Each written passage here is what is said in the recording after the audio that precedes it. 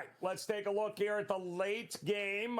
This is, I believe, WrestleMania 323 here tonight. Who gets in the grind? Who doesn't? Well, the Lakers do, of course. Laying 5 here tonight against the Memphis Grizzlies. 222.5 is the total now, starting to creep up here. Even though the pace of this series has been, well, shall we say, a little bit slower.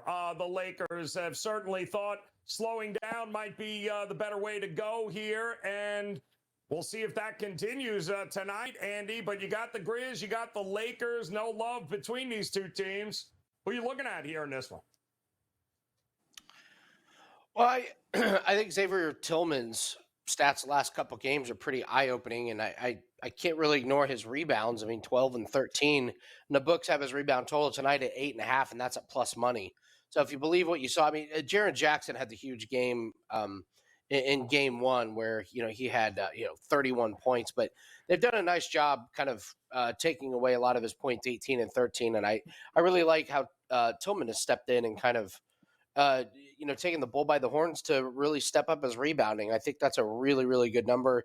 If you want to add assists to it, you could take his rebounds and assists that are over. I noticed Tyus Jones has just been shooting the ball miserably. If you wanted to take an under on his points or his made three-pointers, he's just having a miserable series scoring.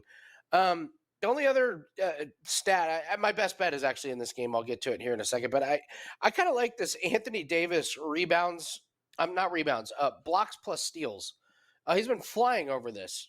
They keep setting the number. It was 2.5 the first couple games.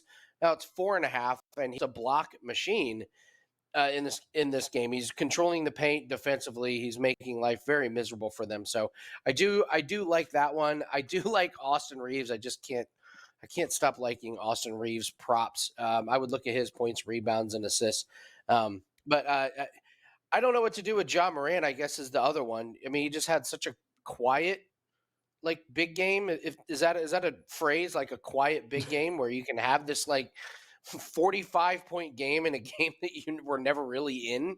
So we don't know what's going to happen. We don't know what's going to happen with Dillon Brooks and what his usage is going to be like in this game. But I did hear that as a road dog, the Grizzlies are 0-15 straight up this year. They're just, when they go on the road and they're underdogs, they don't win. They don't pull it out. So I think a lot of it has to do with the immaturity of the team. I would have really liked to have seen them kind of step up and kind of, play and act like adults this postseason. But when you have Dillon Brooks involved, I guess that's a little bit too much to ask. Well, I've been looking, Brian. I thought maybe the Memphis team total over 9.5 points in the first quarter. It's risky, but maybe, just maybe, they'll be able to get to double digits in the first quarter in this one. So what do you think, Brian? What are you looking at in this matchup? I think you hit it on the nail when you talked about how the Lakers need to play this game. And it may be a correlated parlay here. If you take a look at transition, Lakers are good in transition all the way across. 7th in points per possession, 3rd in frequency, 9th in points per play. And Memphis, for the most part, is in double digits in all those when you're looking at the rankings. When you take a look at Memphis in transition, number 1 in points per possession, number 2 in points per play. Off the rebounds, number 1 points per possession. So Memphis is a team that wants to run. The Lakers can run. We've seen that out of the Lakers, even though they've got some older guys on the team. They like to run. But to me, the only way Memphis wins this game is a run. You take a look at the half court. The Lakers are better in the half court and just about everything. Number 3, number of plays in the half court. Putbacks, number 5. So the Lakers can play the half court game better than Memphis can. Lakers need to be able to slow down the play in this game to have success. If they do that, they will. So maybe the rare Lakers and under correlated parlay here for this one. I use the Lakers as my free play on the site.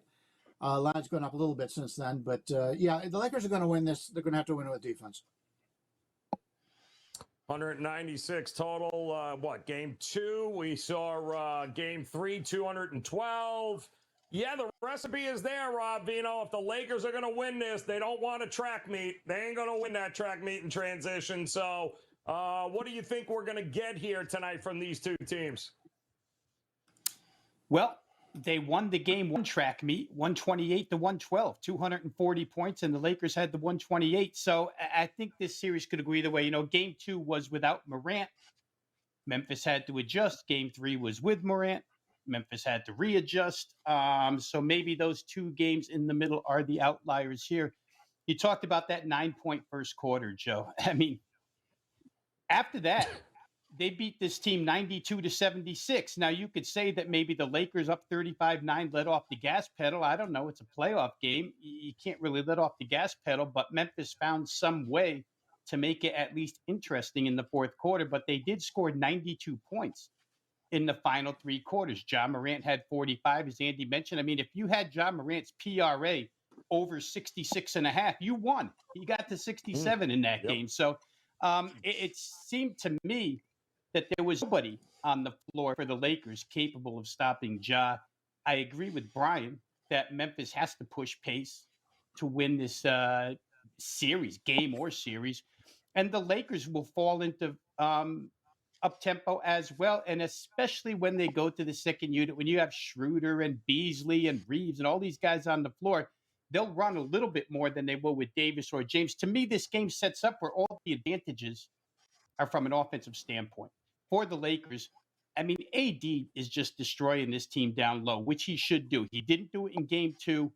The other 2 games, he's been very, very good. When you don't have Steven Adams and you don't have Brandon Clark and all that's left is Jaren Jackson, it's tough. Xavier Tillman does a really good job, but he's undersized against those guys. So rim protection isn't great for the Memphis side. LA can be real efficient in half court, and they can score full court, or at pace. I think Memphis can score at pace. It led me directly to, I don't care who wins the game, and I agree with both these guys. Memphis stinks on the road, but their team total for the game is 108, and they got to 101 with a 9-point first quarter. Having graduated to 3rd grade, that tells me that they can get to 108 if they just do anything in the first quarter. So I would look that way. Memphis team total over. And if you're looking early, Memphis is a really, really good first half team. I think they're the best first half team overall in the NBA against the spread.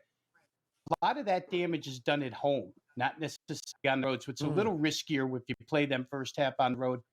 But I think they'll score here tonight, and I wouldn't be surprised if this game gets over the number.